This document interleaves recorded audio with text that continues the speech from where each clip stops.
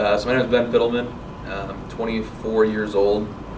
One of the youngest people working here with the Tigers outside of interns. So we've got a pretty good group of young people. But one of the most recent graduates. I graduated from the University of Michigan in 2017.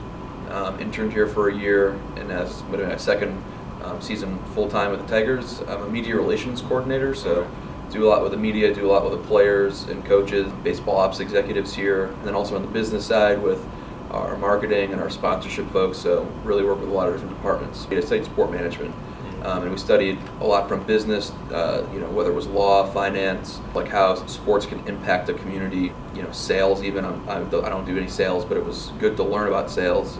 Obviously, it's an important part of being in business. Urban planning, just because it was something that I liked, and also writing. I studied a lot of writing in college and wrote for the school paper, became a good writer, which has helped me a lot. But yeah, that's my work in Michigan was great. I did a little interning with the athletic department, and just being around sports kind of for my whole life.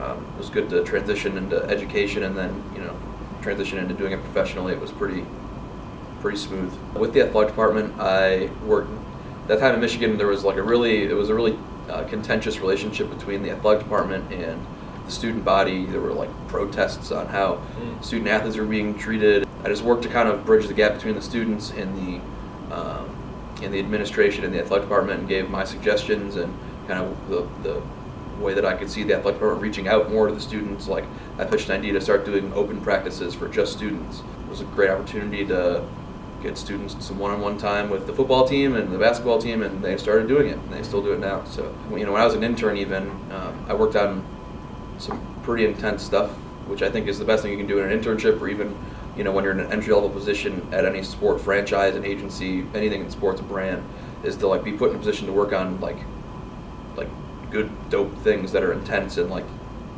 you probably shouldn't even be working on, where you can achieve higher than where you're supposed to be right now.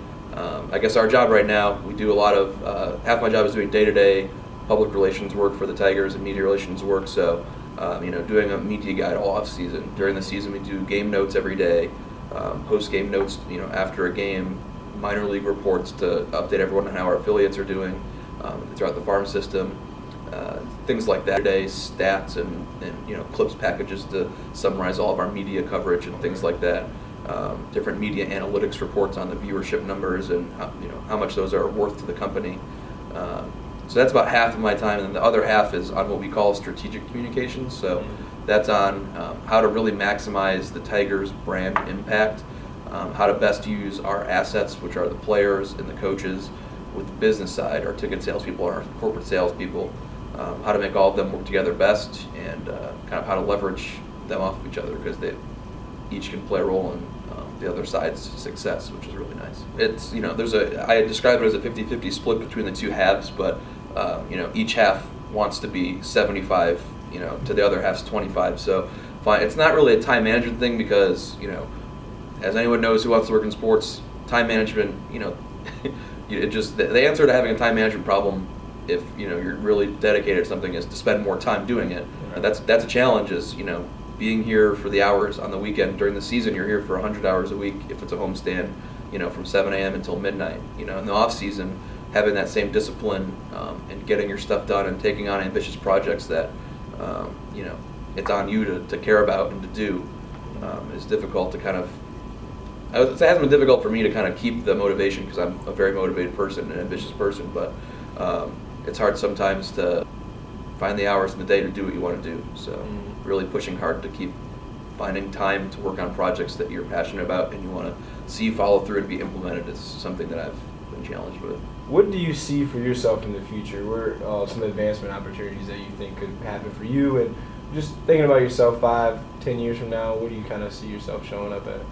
Yeah, so I'm really lucky to have a great relationship with my two bosses, our director of media relations and the vice president of communications. So, I kind of have taken the mindset of, I'm going to put my nose down and do as much work as I can, and work as hard as I can and as smart as I can for however long it takes, and then they'll take care of me and kind of put me in the right direction. From a practical standpoint, that's how I am handling my career advancement, not worrying too much about specifics, whether it's a job title or a nice new office or something like that. That being said, you always have ambitions long term, within 5 years to, oversee someone, to start moving into a managerial role. I think in sports, something that I was given advice for when I was to, kind of find your niche, find your area that you're really good at, and you can do a wide base of things like I do now, but find that niche where you're like the person, the guy that they go to in the organization to really get this problem or to do this project. And so I think I'm kind of getting towards that niche, but establishing myself as that's the person you need to go to for this is something that anyone should want to do, and that's kind of where I hope the next year or two where I end up, and then in 10 years hopefully being in a managerial role, being able to oversee some people and grow myself on the employee leadership side of things. So when I was in college, I interned at the commissioner's office in New York.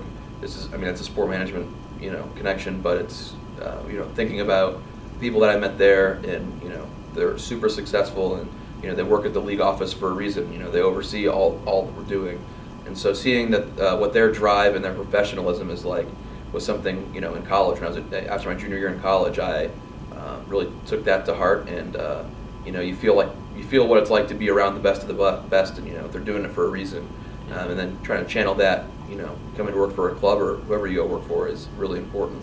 And then going back to high school, like I said, I wrote a lot. Writing is something that's really important to me, and I think it should be really important to anyone that wants to work in business. It kind of is an underrated skill to have. My English teachers in high school I was really close with, and I worked really hard in their classes.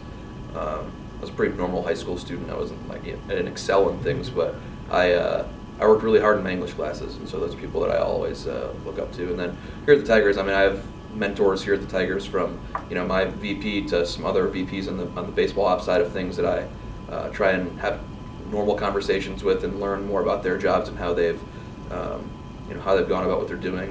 What are some skills that are important to your job, to your role in this program? Yeah, there's just the baseline of statistics. I'm not a math person, but knowing stats is just like a baseline thing for media relations that you need to do, because you have to do a lot of stats and numbers. But the thing that's most important, in my opinion, as I just alluded to, is writing. It's something that my parents instilled in me when I was in elementary school, was learning to be a good writer.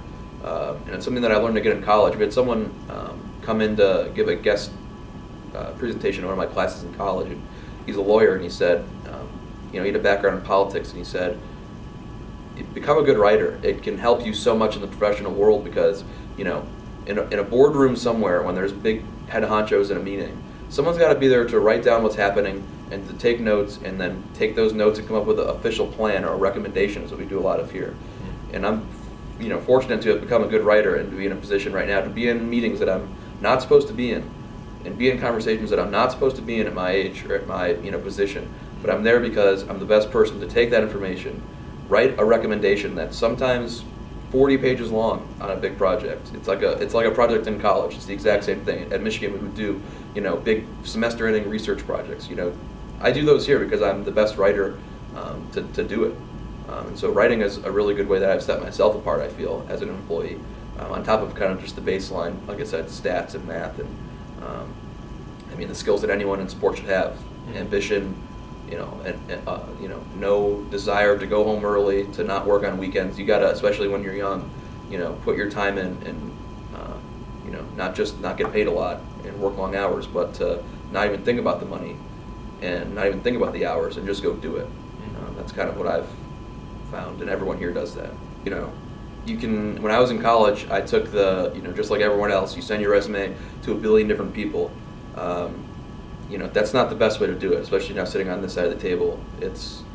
You got to really get after it. You got to email people. You got to go have lunch with people. Go out of your way. Take road trips to cities that you want to go to. You really got to go make the extra effort. It's not. We heard stories in college about people sending their resume on a full-size cardboard cutout of themselves to really stand out from the pack. Whatever. That's a little flamboyant for practical purposes. Go out of your way to have meetings. Go have lunch with people. Have coffee. Really put the legwork in, because people appreciate that. More than anything that we look at with the Tigers people, a resume is great and it gets you in the door, but are you a good person? Are you good to talk to? You know, are you exciting to be around? And do we feel kind of the juice, is what we call it. Do we feel the juice with this person?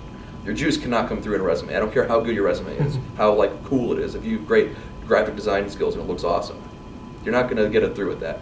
That only comes through phone calls, meetings, and going the extra mile to show that you have it. And that's how I've gotten a lot of the entry-level positions, internships, and full-time jobs that I have now. It's just going out and doing it and showing kind of your personality and what you're working with. People appreciate it.